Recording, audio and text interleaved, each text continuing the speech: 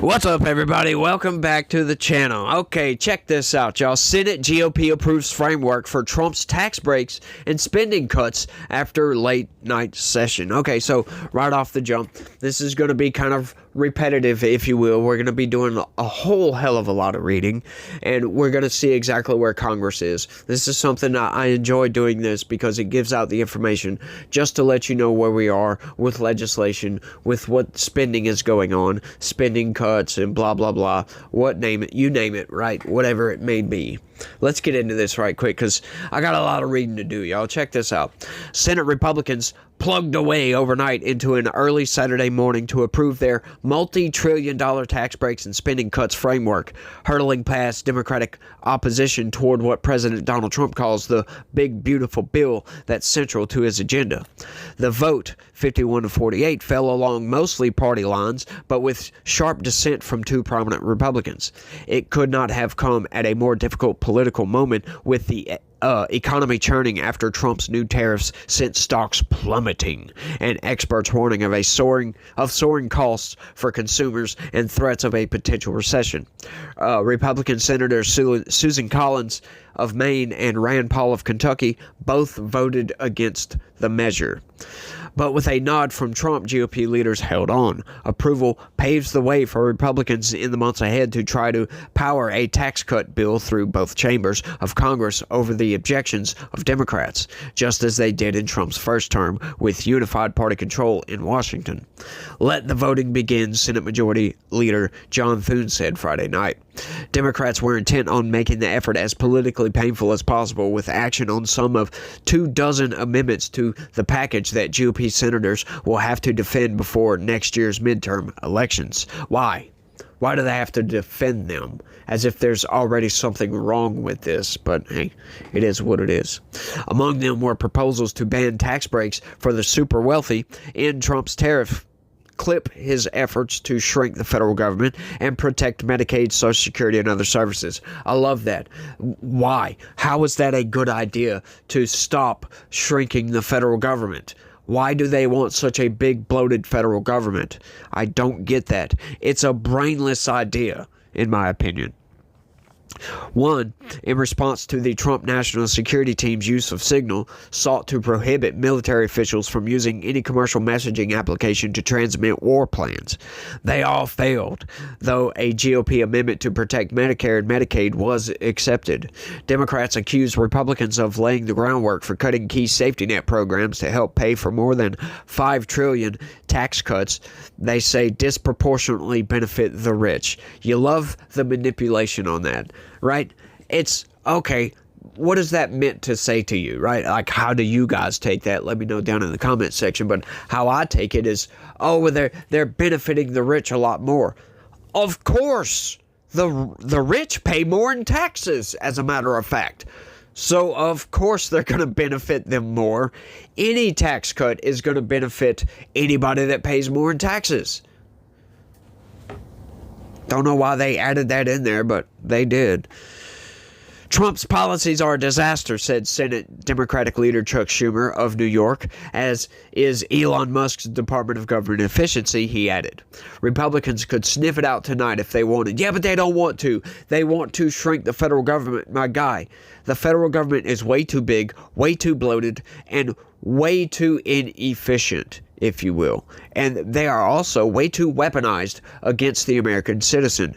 They spend our money, our tax dollars, as if it's not ours. It's insane. Giving out money to all these other countries, all the nonsense the USAID was doing. It's ridiculousness. And these people want the status quo to continue. They want that. They want to give away your tax dollars. It's absurd that anybody would advocate for that. It really is. And you can't, anybody that does, by the way, if you ever get into any comment section arguments and they're advocating for all this money that USAID was giving out, do not take those people seriously. They are not serious people. Seriously. The Republicans framed their work as preventing a tax increase for most American families, arguing that unless Congress acts, the individual and estate tax cuts that GOP lawmakers passed in 2017 will expire at the end of the year. Now, I love this. They also added a promise maker graph. Promises made, promises kept kind of thing going on. Check this out, y'all. Tracking Trump's presidential promises. And look at that, y'all. He kept 6. 8 of them are in progress, and 4, it's complicated. Yeah, that's it. It's just complicated. So what does that mean, y'all? Promises made, promises kept. That is what that says to me. And that's all of it, y'all. Because they put 4 in, it's complicated. As if they don't want to give that to him. But they kind of have to, because otherwise they'd be denying reality. And they don't expound upon that at all. They just continue on with the story. So let's go ahead and do that. Why not, right? The Senate package pulls in other GOP priorities, including $175 billion to bolster Trump's mass deportation effort, which is running short of cash, and an additional $175 billion for the Pentagon to build up the military from an earlier budget effort. Wyoming Senator John Barrasso, the number 2 ranking Republican, said voters gave his party a mission in November, and the Senate's budget plan delivers. It fulfills our promises to secure the border, to rebuild our economy, and to restore peace through strength, Barrasso said. That is a generic statement pulled out of the Republican talking point box, if you will. I can't stand statements like this. They just don't make any sense, because yeah, you guys are all about status quo. You're not about changing anything, right? Which they kind of are, changing anything, changing some things, I mean. But come on, like, these people, they're squishy Republicans that we don't really care for all that much in the Senate. The framework now goes to the House, where Speaker Mike Johnson could bring it up for a vote as soon as next week, as he works toward a final product by Memorial Day. The House and Senate need to resolve their differences. The House version has $4.5 trillion in tax breaks over 10 years and some $2 trillion in budget cuts, and pointed at changes to Medicaid, food stamps, and other programs.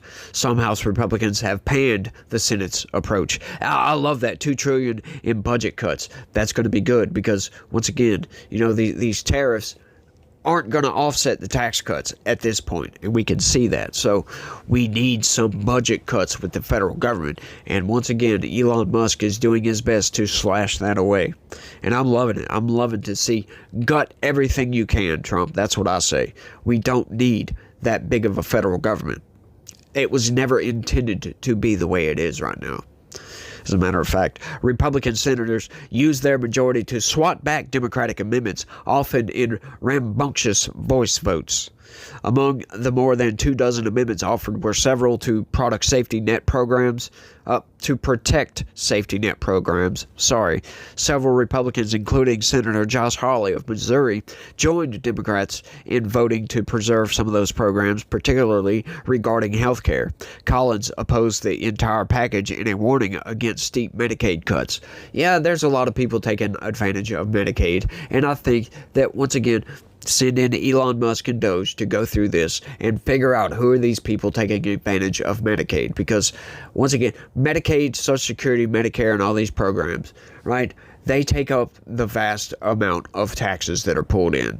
And if we could streamline these programs to make them better, to work better for the people that actually deserve the benefits, I think that's a good idea. Once again, Social Security is a Ponzi scheme that I think needs to go away. They need to stop taxing Americans, maybe privatize Social Security, something like that, right? Like, people can be responsible on their own. Families can take care of themselves, in my estimation, right? Like, honestly, if Donald Trump came out and said, we're going to stop Social Security, we're going to give you that money that you pay into it back, I would be totally fine with that. Of course, that would piss off a lot of retired folks. But, you know, I think I would honestly take that money that I pay into it and start a 401k. Start something. Start my own retirement plan, because that works better than the current Social Security plan that we have. It just doesn't work, y'all. It really doesn't. It takes way too many people paying into it. Honestly, I would put all of my Social Security tax into cryptocurrency at this point, because that seems to be the best bet in any market right now. because it's very stable and it just keeps going up and up and up and up and up. Collins said the potential reductions for that health program in the House bill would be very detrimental to a lot of families and disabled individuals and seniors in my state. Paul questioned the math being used by his colleagues that he said would pile on the debt load. Something's fishy, he said. One Republican Senator Bill Cassidy of Louisiana expressed his own misgivings about tax breaks adding to the federal deficits and said he has assurances that Trump officials would seek the cuts elsewhere. This vote isn't taking place in a vacuum, he said, a nod to turmoil over Trump's tariffs. One crucial challenge ahead will be for the House to accept the way the Senate's budget plan allows for extending the tax cuts under a scoring method that treats them as not adding to future deficits, something many House Republicans reject. A new estimate from the Joint Committee on Taxation projects the tax breaks will add $5.5 trillion over the next decade when including interest and $4.6 trillion not including interest. On top of that, the senators added an additional $1.5 trillion that would allow some of Trump's campaign promises, such as no taxes on tips, Social Security benefits, and overtime, swelling the overall price tag. They worded that funny, y'all, to $7 trillion. Republicans are also looking to increase the $10,000 deduction for state and local taxes, something that lawmakers from states such as New York, California, and New Jersey say is necessary for their support. Necessary for their support. Why is that? Why can't you support yourself? Like, manage your states better, you guys. And notice, those are all Democratic states. Funny that is, huh? The House and Senate are also at odds over increasing the debt limit to allow more borrowing. The House had boosted the debt limit by $4 trillion in its past plan, but the Senate upped it to $5 trillion to push any further votes on the matter until after next year's midterm elections. The Senate calls for just $4 billion in spending cuts, but GOP leadership emphasizes that that's a low floor, and that committees will be on the hunt for far more. Yeah. Far more than just $4 billion. Seriously, just $4 billion? That's it? Yeah, we need a lot more than $4 billion in spending cuts, y'all. Like, that's just ridiculous. I want to see at least $1.8 trillion, but hey, that would be a wet dream for me, if you will. Already, the GOP leaders are confronting concerns from fiscal hawks who want trillions of dollars in spending cuts to help pay for the tax breaks. At the same time, dozens of lawmakers in swing districts and states are worried about what those cuts would mean for their constituents and for their re-election chances. Yeah, that's something they're always worried about, by the way, which is ridiculous, and they vote based upon that, right? Doing the right thing for Americans, because you listen to the corporate press and they tell you that the American people don't like this. Well, that's not necessarily true, my guys. Like, stop listening to the corporate press. That's what I would tell those people. Like, stop taking stock in what they say. In other words, they are just trying to manipulate you. The GOP leadership has encouraged members to just get a budget plan over the finish line, saying they have time to work out the tough questions of which tax breaks and spending cuts to include. Extending the 2017 breaks would cut taxes for about 3/4 of households, but raise them for about 10%. In 2027, about 45% of the benefit of all the tax cuts would go to those making roughly $450,000 or more, according to the Urban Brookings Tax Policy Center, which analyzes tax issues. So what they basically said is they're contradicting the message coming from Democrats. So that wouldn't disproportionately help the wealthy, would it? Or anybody making over $450,000 a year. Yeah, that's what that just said, by the way. Totally contradicting what the Democrats and the corporate press and all these tax cuts just benefit the wealthy. Nonsense. That's what I say. Nonsense. They don't. As a matter of fact, they do the opposite. They disproportionately make them pay more, to put it bluntly, as a matter of fact. But, you know, I just don't understand this idea of taxes. I made the argument in my last video, the Piers Morgan debate video, and if you haven't seen that, go check it out, by the way, that, you know, I don't understand the left's argument on here. They just want to tax the rich and tax the corporations. Why do you guys want to do that? Why do you think it's a good idea to tell the government that they should, at gunpoint, force wealthy people to give the government more money? Like, why? Somebody please tell me why. Do you think that the government is going to redistribute that wealth and you'll get free health care and free retirement and all this other nonsense? Do you think the government is going to give it to you? Do you really believe that? If you do, you are naive. What other reason would you want the government to take money from the wealthy other than jealousy? Or a naive belief that they're going to redistribute that wealth for some reason. They are not.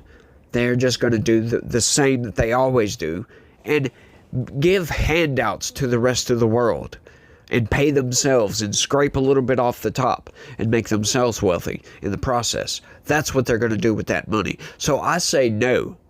I say screw that. I could care less. I don't like the idea of the government forcing at gunpoint to take people's money.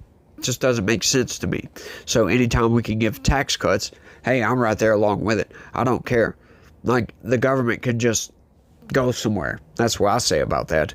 They don't need to be funded. They don't need as much money as they do. I like having the military like it is. I like having a big, beautiful military, if you will. But other than that, yeah, I don't know. I don't think we need to do all this, right? Like, the states can do most of what the federal government does, right? We don't need such a huge federal government, for crying out loud.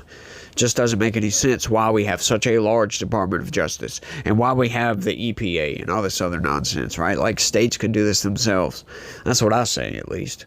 You know, we don't need these departments to be so vast. We don't need two plus million employees for the federal government, for crying out loud. That just doesn't make any sense to me. Because what do they do? What have they been doing with our money? Shipping it out overseas to give to other nations for democracy purposes. But we all know what they're spending that money on, right? Spending that money on nonsense, which is BS, in my opinion. They're wasting money. They get lulled into the sense that they have to pay more because they're the government, right? Companies charge them more just because they are the government, for crying out loud, which is ridiculous, in my opinion. Right? Something needs to be done about that as well. Overcharging the government for services, you know, repairs or sales, whatever the case may be, I think is stupid, in my opinion. And I think that needs to be cut out. They need to pay the same that anybody else would pay, for crying out loud. Like, that needs to come to a stop. We waste billions of dollars a year on overpaying for whatever it may be. Whether it's products, whether it's services, whether it's whatever. We overpay on everything, and it's nonsense. And this needs to be fixed, y'all. Our government needs to shrink. That's just what I think. Let me know what you think. That's all I got on this one. I want to thank everybody for watching. And y'all try to have a good day. Stay legitical. Peace.